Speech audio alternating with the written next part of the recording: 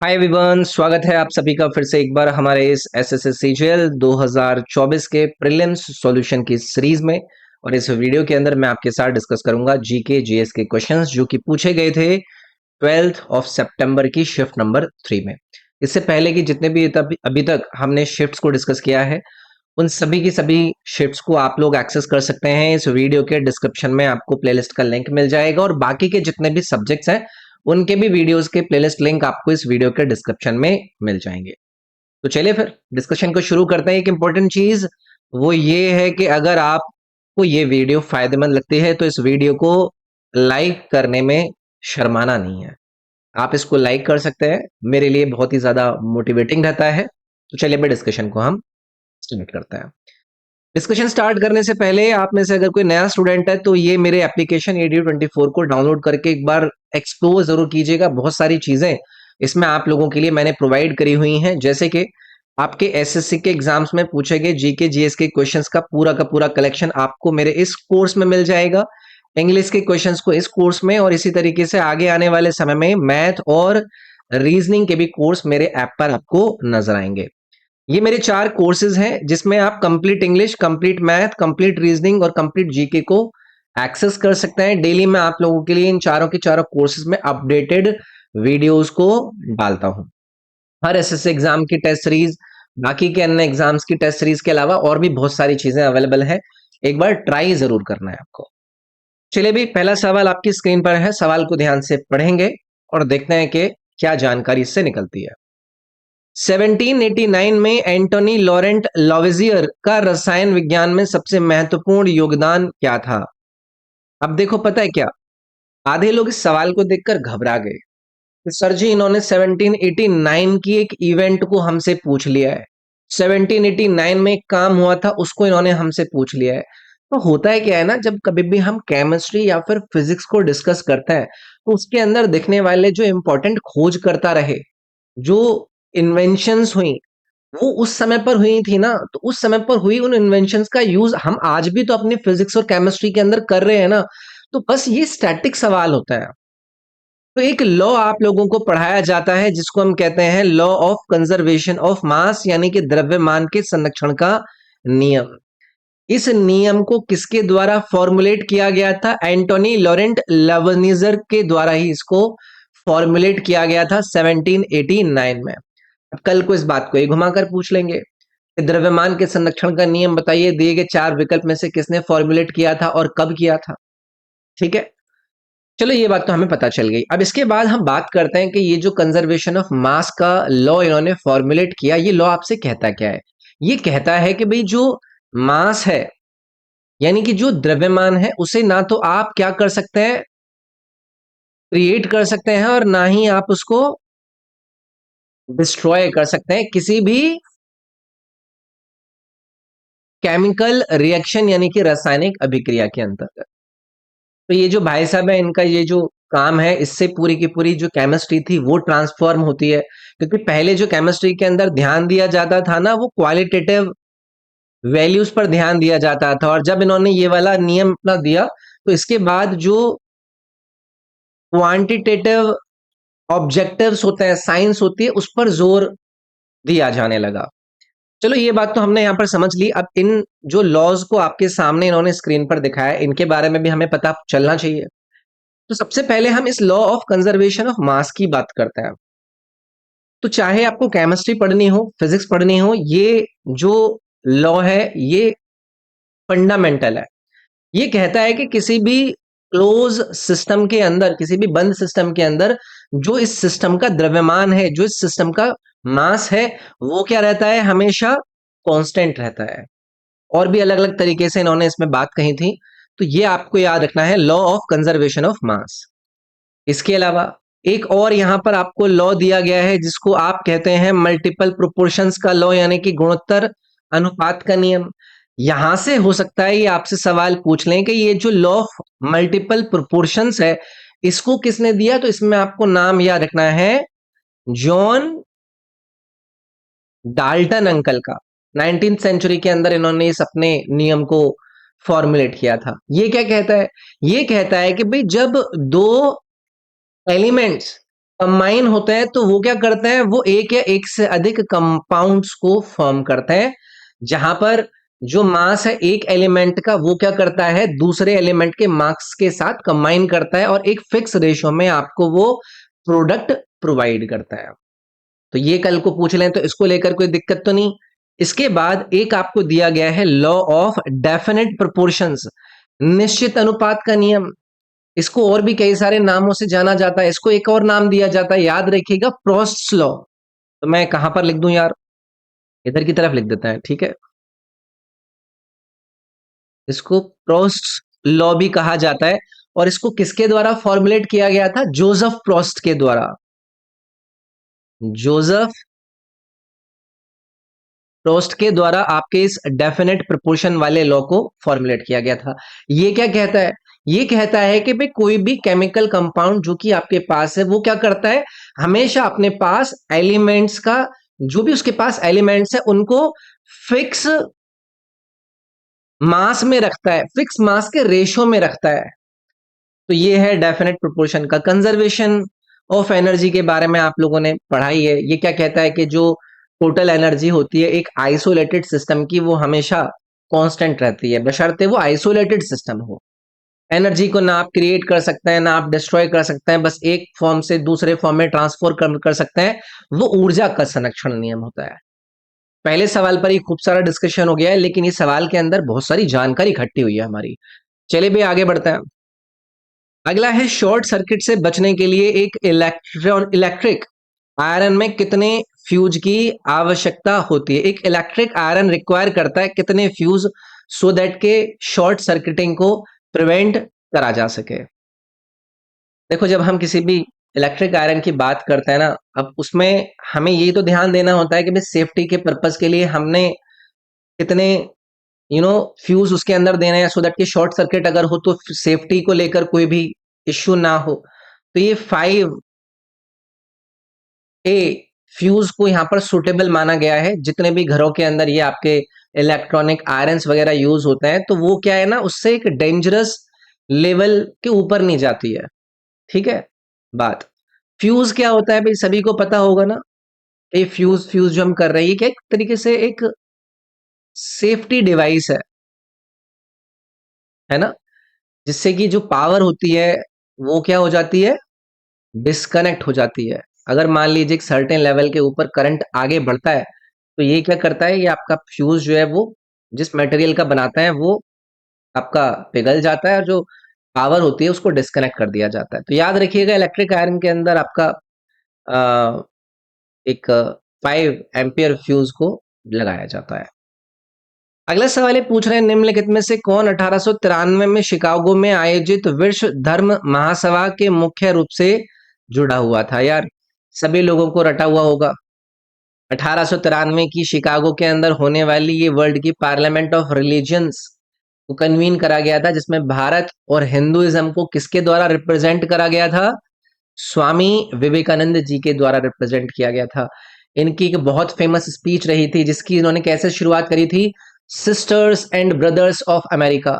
तो आज के समय में आपको ये सुनना बहुत ही आम लग रहा होगा कि कोई भी किसी को सिस्टर और ब्रदर कह देगा, लेकिन उस समय पे ऐसी फीलिंग लोगों के सामने आई कि यार ये तो सबको बहन भाई बोल रहे हैं, ये कितना अच्छा एक आइडिया है।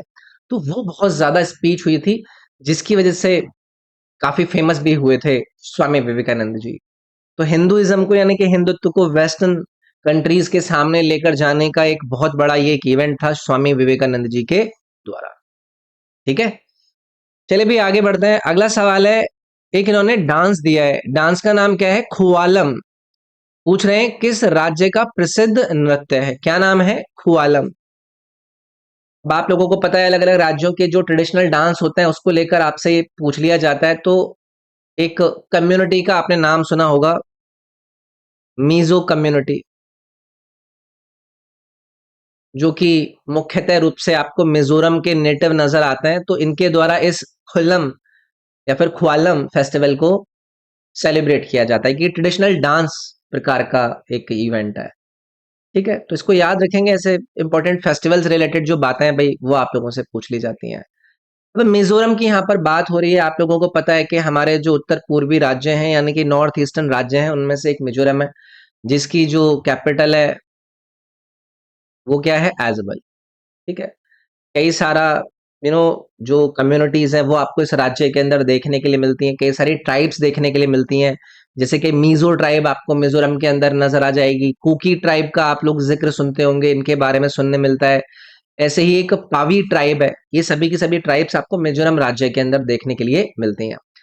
देखो, स्वालम के बारे में तो चलो हमने यहाँ पर जान लिया, और भी कई सारे ट्रेडिशनल डांसेस यहाँ पर आपके मनाए जाते हैं। जैसे कि एक और अगर आपसे ये लोग कल को पूछने लगे, वो पूछेंगे चिरो। चिरो, ये चिरो पता है कौन सा वाला डांस होता है जिसमें वो बम्बू यानी कि बांस के साथ डांस करते हैं, तो उसको चिरो कहा जाता है।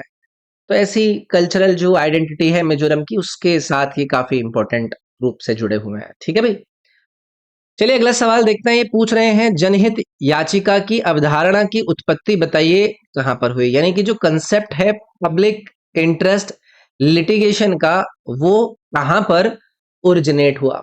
सबसे पहले तो आप लोग यही पूछोगे कि सर जी ये जो पीआईएल होती है यानी कि जनहित याचिका होती है, ये क्या होती है। तो यार ये एक लीगल मैकेनिज्म है, एक लीगल तरीका है, जो कि किसी भी इंडिविजुअल या फिर किसी भी ग्रुप को अलाउ करता है कि वो क्या कर सकते हैं, एक केस को फाइल कर सकते हैं जाकर किसमें, कोर्ट के अंदर। किस लिए, कि भाई ये वाला जो मुद्दा है वो पब्लिक के इंटरेस्ट के लिए, ह्यूमन राइट्स के लिए, एनवायरनमेंट को प्रोटेक्ट करने के लिए, या फिर कंज्यूमर के वेलफेयर के लिए बहुत ज्यादा इंपॉर्टेंट है। तो वो लोग क्या करते हैं, इस पीआईएल को फाइल कर देते हैं, या फिर वो ग्रुप हो, इंडिविजुअल हो, कोर्ट में जाकर इसको फाइल करता है। इसका उद्देश्य यही है कि भी जो जस्टिस है उसको प्रोवाइड कराया जा सके उन लोगों को जो कि कोर्ट तक पहुंच नहीं पाते हैं, क्योंकि उनके पास पैसा नहीं है या फिर किसी और रुकावट की वजह से वो पहुंच नहीं पाते हैं। तो यहां पर इन्होंने क्या पूछा है कि इसको बताइए कि ओरिजिनेट कहां पर देखा गया। तो भाई ये यूनाइटेड स्टेट ऑफ अमेरिका के अंदर ओरिजिनेट हुआ था। तो ये याद रखेंगे, इस पर बात हमने ऑलरेडी कर ली है। हमारे देश के अंदर जो पीआईएल का कॉन्सेप्ट लेकर आए थे, उनका नाम याद है, justice PN Bhagwati. Justice PN Bhagwati, ये नाम याद रखिएगा, बेहद इंपॉर्टेंट है। इसके अलावा एक और जस्टिस थे, उनका नाम था V R Krishna Iyer. V R Krishna Iyer, ये भी जस्टिस है। तो इन्होंने इस पीआईएल का जो आइडिया है इसको इंट्रोड्यूस किया था 1980 में। तो यूनाइटेड स्टेट्स ऑफ अमेरिका से ये ओरिजिनेटेड है।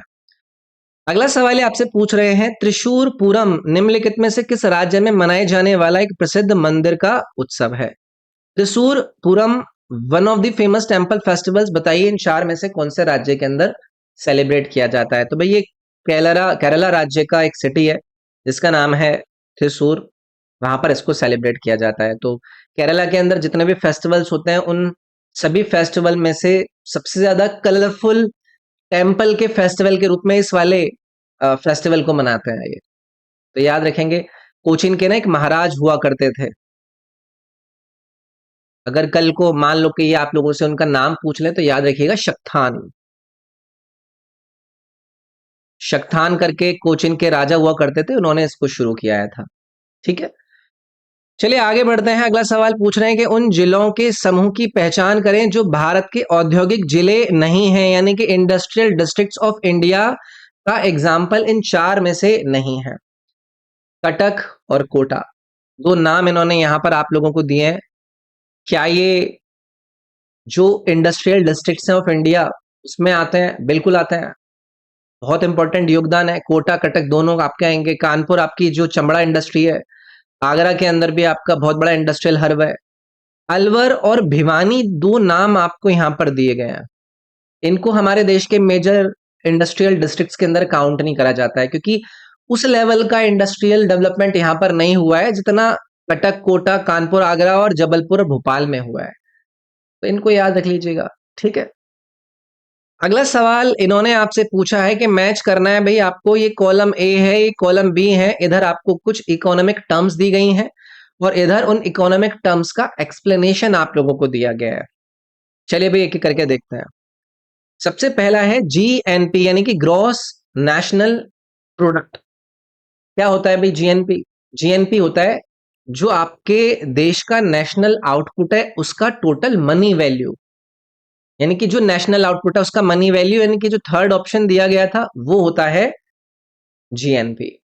उसके बाद है एनएनपी यानी कि नेट नेशनल प्रोडक्ट, इसमें नेट कह दिया है। तो ये क्या है, एक साल के अंदर जो गुड्स और सर्विसेज का यू नो नेट प्रोडक्शन हुआ है वो होता है आपका एनएनपी। तो यहां पर इससे क्या बन जाएगा, net production of goods and services during a year. Personal income, personal income क्या होती है, कोई भी एक इंडिविजुअल है उसने एक साल के अंदर कितनी इनकम अलग अलग सोर्सेज से इकट्ठा करी है वो क्या हो जाएगी, उसकी पर्सनल इनकम हो जाएगी। तो यहां पर ये क्या हो जाएगा, annual income received by the individuals production in a given period. और फिर है डिस्पोजेबल पर्सनल इनकम, जिसको वो खर्च करता है। तो ये वो इनकम है जो कि पर्सनल इनकम से टैक्स निकालने के बाद बचती है, जिसको वो एक्चुअली में खर्च करता है। तो ये अच्छा सवाल था भाई।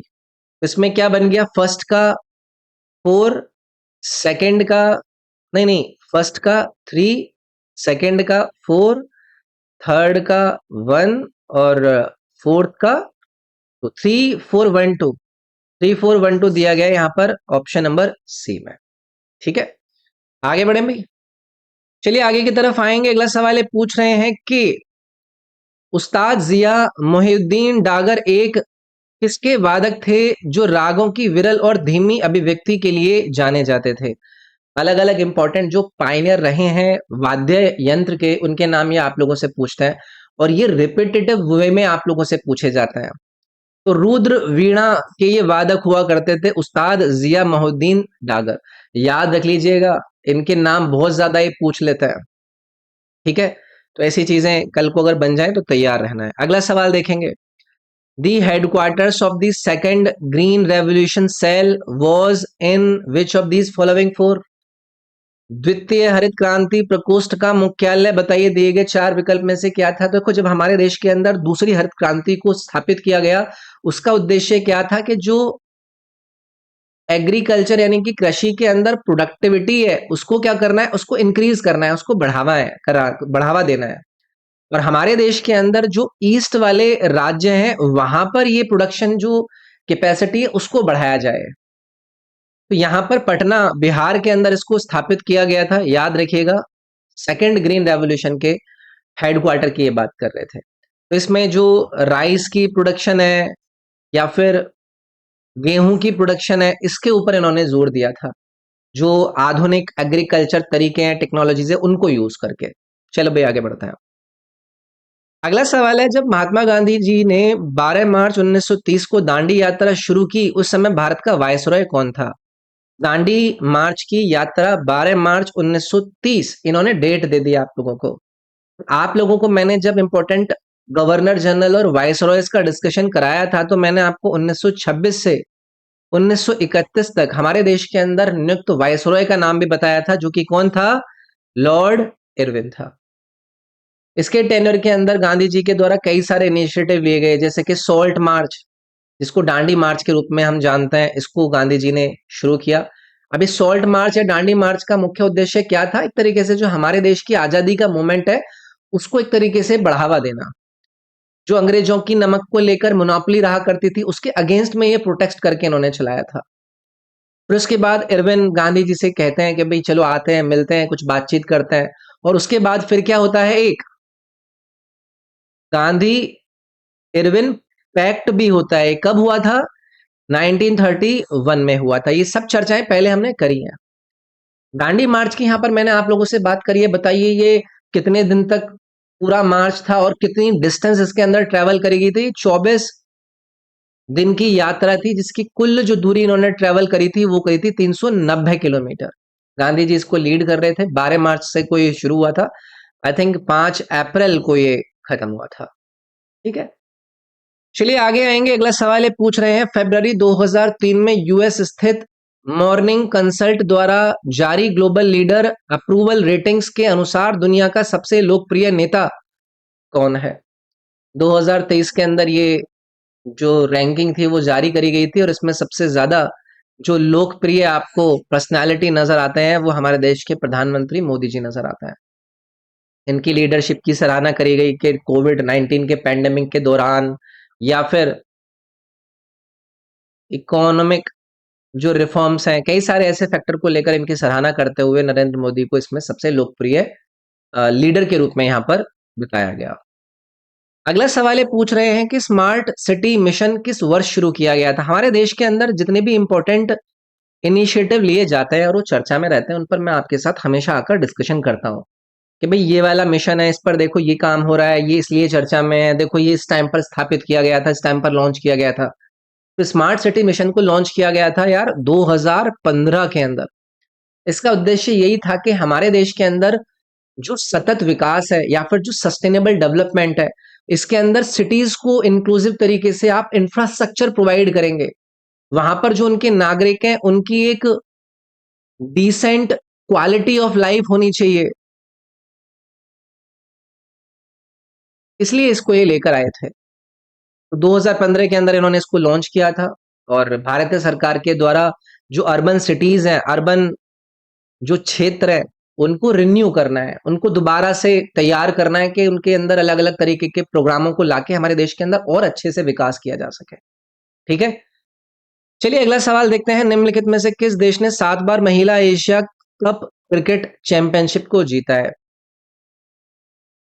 कहने की जरूरत ही नहीं है, बहुत ही स्ट्रॉन्ग वुमेन क्रिकेट टीम है। एशिया रीजन के अंदर काफी अच्छी परफॉर्मेंसेस हमेशा रहती है। तो पिछले 2023 के अंदर एशिया कप हुआ था, वो भारत महिला क्रिकेट टीम जीत गई थी। तो याद रखेंगे, इसमें कोई भी कठिनाई नहीं है। अगला सवाल है, भारतीय संविधान का कौन सा अनुच्छेद राज्यों के लोगों के कल्याण को बढ़ावा देने के लिए सामाजिक व्यवस्था सुनिश्चित करने का प्रावधान करता है? इंपॉर्टेंट है। क्या कहा है? उस आर्टिकल का नाम नंबर बताना है इंडियन कॉन्स्टिट्यूशन का, जो कि क्या कहता है कि state must secure a social order to promote the welfare of people. DPSP, directive principle of state policy के अंदर कई सारे ऐसे आर्टिकल है जहां पर स्टेट को कुछ बातें बताई जाती हैं कि अगर आप ये चीजें करोगे तो लोगों का बढ़िया भला होगा। वहीं पर हमें सुनने मिलता है एक आर्टिकल नंबर 38। ये क्या कहता है? ये स्टेट को ये डायरेक्ट करता है कि आपको सोशल ऑर्डर को सिक्योर करना चाहिए, सो दैट के लोगों का उत्थान किया जा सके। इसमें जो इनकम की इनइक्वालिटीज हैं उसको खत्म करने की बात होती है, स्टेटस की इनइक्वालिटी को खत्म करने की बात होती है, जो फैसिलिटीज दी जाती हैं उसकी इनइक्वालिटी को खत्म करने की बात होती है। तो ये है आर्टिकल नंबर 38। अब इसके अंदर ना 38 के अंदर दो क्लॉज है, क्लॉज 1 और क्लॉज 2। इसके अंदर जो रिस्पॉन्सिबिलिटी है वो सोशल स्फेयर के अंदर और इकोनॉमिक स्फेयर के अंदर किस प्रकार से स्टेट को एलिमिनेट करने के काम करने चाहिए उस पर बातें होती हैं। तो ये डीपीएसपी का भाग है, यानी कि directive principle of state policy का भाग है। डीपीएसपी की आप लोगों को ऑलरेडी मैंने कई बार चर्चाएं करके बताई हैं कि भाई जो डीपीएसपी होता है वो नॉन जस्टिएबल होता है, यानी कि कोर्ट में जाकर आप उसको इन्फोर्स कराने के लिए कह नहीं सकते हैं। मतलब आप इसको कोर्ट के अंदर जाकर ये नहीं कह सकते हैं कि देखो हमें ये राइट मिला नहीं, ये हमें जो संविधान प्रोवाइड करता है वो नहीं मिला, क्योंकि ये नॉन जस्टिबल है। ठीक है, आर्टिकल नंबर 37 के बारे में कोई बताएगा? है ना, ये क्या कहता है भी आर्टिकल नंबर 37, अगर कोई रिकॉल कर पाए, कहता है कि जितने भी प्रोविजंस आपके डीपीएसपी के अंदर है, directive principle of state policy के अंदर आने वाले जितने भी प्रावधान हैं वो कोर्ट में क्या नहीं होंगे? इनफोर्सेबल नहीं होंगे। वो कहता है आपका ये आर्टिकल नंबर 37। चर्चा हो चुकी है इस पर पहले भी। आर्टिकल नंबर 39 कई सारी बातें मैंने इसके अंदर आप लोगों को बताई थी। इस आर्टिकल नंबर 39 के अंदर ये स्टेट को डायरेक्ट करता है कि भाई जो आपके नागरिक हैं, आपके सिटीजन्स हैं, जो आपके मैन एंड वुमेन्स हैं, इनको आप क्या करिए? इक्वली इंश्योर कीजिए, इक्वली ट्रीट कीजिए। इनका जो लाइवलीहुड पर अधिकार है वो क्या है? बराबर है दोनों का। इसको इंश्योर करने की बात करता है। आर्टिकल नंबर 36 ये स्टेट टर्म को डिफाइन करता है। स्टेट टर्म, ये जो कहते हैं ना कि जैसे आर्टिकल नंबर 30, अभी मैंने 9 की बात करी कि ये डायरेक्ट कर रहा है स्टेट को, तो जो स्टेट टर्म है उसको ये डीपीएसपी के कॉन्टेक्स्ट में डिफाइन करता है कि जो भी गवर्नमेंट है, पार्लियामेंट ऑफ इंडिया है, गवर्नमेंट ऑफ लेजिस्लेचर है आपके हर राज्यों की, वो सारी की सारी स्टेट के अंदर काउंट होंगी। ठीक है, चलिए आगे आएंगे। जैसलमेर में पाई जाने वाली एक जल संग्रहण प्रणाली की पहचान करना है आपको। इन चार विकल्प में से अलग अलग जगहों पर अलग अलग तरीके से वाटर को हार्वेस्ट करने के सिस्टम है। ऐसे ही आपको जैसलमेर राजस्थान के अंदर एक तरकीब नजर आती है इस जल को संग्रह करने की। इसका नाम है खडीन। याद रखिएगा, ये एक ट्रेडिशनल वाटर को हार्वेस्ट करने का सिस्टम है जिसको जैसलमेर राजस्थान के अंदर देखा जाता है। तो इसमें क्या होता है ना, कुछ स्ट्रक्चर्स बनाई जाती हैं जिनको डिजाइन किया जाता है कि सो दैट कि जो बारिश का पानी आए उसको हम जमा करें और जब सूखा या ड्राई समय आए उसमें हम इसको यूज कर लें। ठीक है, तो एक तरीके से ये ना शैलो वेल होता है, कुएं टाइप के होते हैं, इसको खडीन कहा जाता है। ठीक है भाई, चलिए आगे बढ़ते हैं। अगला सवाल, अगला सवाल ये आपसे पूछ रहे हैं कि गुप्त वंश के अधीनस्थ प्रमुख इन चार में से कौन थे। उन्होंने पश्चिमी भारत में एक स्वतंत्र राज्य की स्थापना की थी और इस राज्य के सबसे प्रमुख शासक ध्रुवसेन द्वितीय थे। कौन सी वो डायनेस्टी है इन चार में से जो कि ट्राइब्यूटरी चीफ हुआ करते थे गुप्त डायनेस्टी के, और उन्होंने एक इंडिपेंडेंट किंगडम को भी स्थापित किया वेस्टर्न इंडिया के अंदर, और ध्रुवसेन सेकंड को इसके सबसे इंपॉर्टेंट रूलर के रूप में जाना जाता है। देखो, गुप्त डायनेस्टी की एक सहायक चीफ या फिर एक तरीके से ट्रिब्यूटरी के रूप में आप जानते हैं मैत्रक्स को। आप लोगों को मैंने अपनी एंशंट हिस्ट्री के अंदर पढ़ाया भी था। तो हमारे देश का जो पश्चिम वाला भाग है ये वहां पर रूल करता है। जैसे कि आज का जो मैं गुजरात वाला रीजन में डिस्कस कर रहा हूं ना, वहां पर इन्होंने रूल किया। मैत्रक डायनेस्टी के सबसे इंपॉर्टेंट राजाओं में आपको नजर आते हैं ध्रुवसेन वन।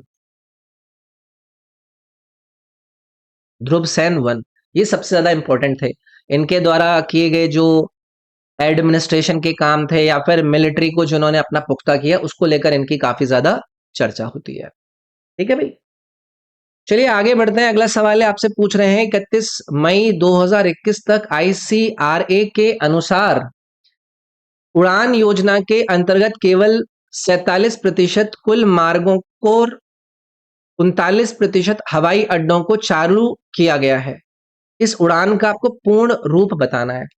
अभी फिर से वही वाली बात, जितनी भी हमारे देश के अंदर इंपॉर्टेंट स्कीम्स को लॉन्च किया गया वो चर्चाओं में रहती हैं, कुछ डेटा आते हैं तो हम उसको डिस्कस करते हैं।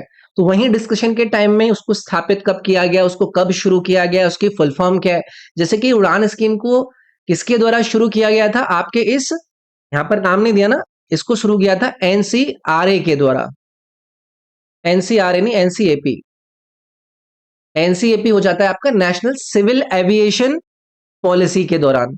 और ये जो पॉलिसी को लॉन्च करा गया था वो कब करा गया था, 2017 में लॉन्च किया गया था। और इस उड़ान का उद्देश्य ये था कि जो लोग हैं उनके लिए जो हवाई यातायात है उसको अफोर्डेबल बनाया जा सके। ठीक है, तो इसकी फुल फॉर्म में पूछ रहे हैं, ये है पूरे देश का आम नागरिक। ऑप्शन नंबर बी जो था यहां पर वो करेक्ट हो जाता। अगला सवाल है, भारत में बेरोजगारी का सबसे उपयुक्त कारण निम्नलिखित में से कौन सा है। अनएम्प्लॉयमेंट इन इंडिया का एप्रोप्रिएट कॉज इन चार विकल्प में से आपको बताना है। पहला विकल्प दिया गया है ओवर पॉपुलेशन, अत्यधिक जनसंख्या। भाई देखो, जब कभी भी किसी भी देश के अंदर आपको ओवर पॉपुलेशन देखने के लिए मिलेगी तो आपको क्या नजर आएंगे, बहुत सारे इंडिविजुअल्स नजर आएंगे जो कि क्या कर रहे होंगे, जितनी भी जॉब्स हैं उन सभी जॉब्स को लेकर क्या कर रहे होंगे, कंपीट कर रहे होंगे। उतने सारे लोग जैसे गवर्नमेंट एग्जाम्स के फॉर्म को भरते हैं, तो ये क्या है, ओवर पॉपुलेशन का कारण ही तो ना। तो इसी से हमारे देश के अंदर क्या बनती है, बढ़ती है अनएम्प्लॉयमेंट की दर बढ़ती है। अगर किसी भी देश के अंदर हाई पॉपुलेशन ग्रोथ रेट है तो जो नंबर ऑफ ऐसे लोग हैं जिनको जॉब चाहिए वो इंक्रीज होती है और तेजी से वो इंक्रीज होती है। तो ये ओवर पॉपुलेशन यहाँ पर एक एप्रोप्रिएट कारण है हमारे देश के अंदर अनएम्प्लॉयमेंट का। चलिए भी आगे बढ़ते हैं। जून 2021 तक भारत में कितने बायोस्फीयर रिजर्व स्थापित किए गए थे, ये स्टैटिक जीके का सवाल हो गया। अगर कोई नया बायोस्फीयर रिजर्व हाल फिलहाल में इंक्लूड करा गया होता है तो वो हमें देखना होता है। 2021 तक हमारे देश के अंदर थे 18 बायोस्फीयर रिजर्व।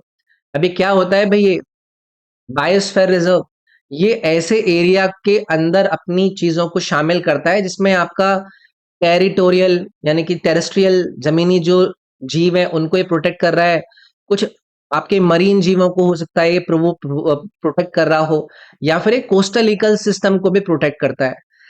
तो इसमें बायोडायवर्सिटी को कंजर्व करा जाता है, उनका संरक्षण करा जाता है। तो 18 याद रखिएगा इसमें। अगला है 1194 ईस्वी में मोहम्मद गौरी ने गहड़वाल वंश के जयचंद्र को निम्नलिखित में से किस युद्ध में हराया था?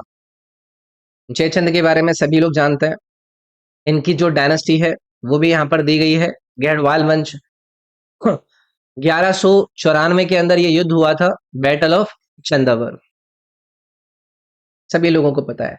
जयचंद्र की इसमें हार के बाद जो मोहम्मद गौर का हमारे नॉर्थ इंडिया के अंदर एक्सपेंशन था वो फिर तेजी से बढ़ता है। ठीक है, चलिए भाई आगे बढ़ता है। अगला है किस पौधे की वृद्धि संरचना जिसमें उसका आकार, रूप और अभिविन्यास शामिल होता है वो क्या कहता है? The growth form of a plant जिसमें उसका साइज, उसकी शेप और उसका ओरिएंटेशन शामिल है, आप उसको क्या कहते हैं? देखिए टर्म यूज होती है हैबिट, ये बोटनी के अंदर इसको यूज करा जाता है। इसके अंदर ये जो सारी की सारी प्लांट की ग्रोथ है जिसमें उसका साइज भी है, उसकी शेप, उसका ओरिएंटेशन, इसको सब कुछ शामिल करता है। ठीक है, अब किसी भी प्लांट का जैसे कि वो ट्री है या फिर वो झाड़ी है, शब है, हर्ब है, वाइन है, उन सभी को डिस्क्राइब करता है। तो ये भाई ए वाला ऑप्शन हो जाता है। ये तो ये बायोलॉजी से रिलेटेड आपका एक टर्मिनोलॉजी रिलेटेड सवाल बन गया। भारत ने एथलेटिक्स में पहली विश्व चैंपियनशिप पदक कब और कहां जीती? When and where did India win its first world championships medal in athletics? तो भैया 2003 फ्रांस के अंदर पहली बार वर्ल्ड चैंपियनशिप मेडल को एथलेटिक्स के अंदर भारत जीतता है। पेरिस फ्रांस के अंदर इसका आयोजन कराया गया था और किसके द्वारा इस हिस्टोरिक मेडल को सिक्योर किया गया था? अंजू, बॉबी, जॉर्ज, इनका नाम याद रखिएगा। कौन सा मेडल जीती थी ये? ब्रॉन्ज मेडल जीती थी। कौन से इवेंट में? लॉन्ग जंप इवेंट में। तो बहुत बड़ा नाम है ये। ठीक है, चलिए आगे बढ़ते हैं। अगला सवाल है आपसे पूछते हैं, तबला वादक विक्रम घोष को समकालीन श्रेणी में 2023 में निम्नलिखित में से कौन सा पुरस्कार प्रदान किया गया? तो इंपॉर्टेंट अवार्ड एंड ऑनर से रिलेटेड आप लोगों से सवाल पूछ लिए जाते हैं।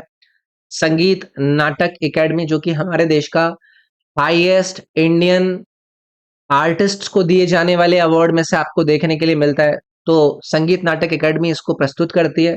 म्यूजिक, डांस, ड्रामा के अंदर अगर किसी ने अपना बहुत इंपॉर्टेंट योगदान दिया हुआ है होता है उनके लिए। तो ये जो विक्रम घोष है इनको ये अवार्ड दिया गया, संगीत नाटक एकेडमी पुरस्कार।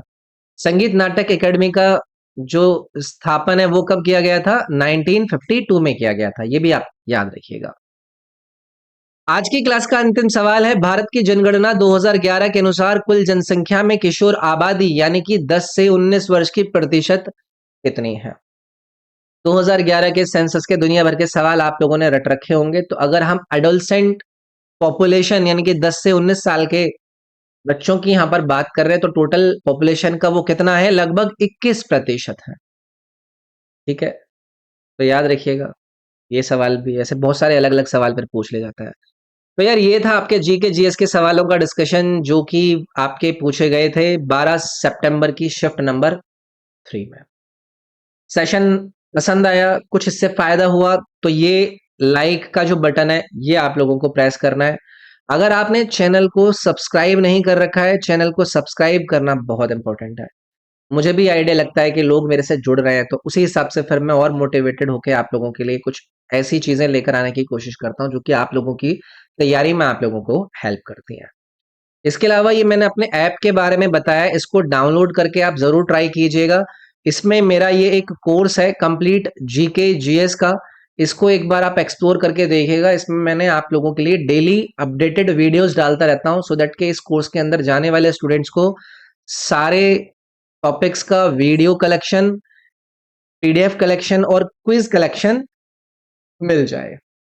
चलो फिर मिलता है अगली क्लास में। इस क्लास में इतना रखता है। Thank you, take care, bye bye.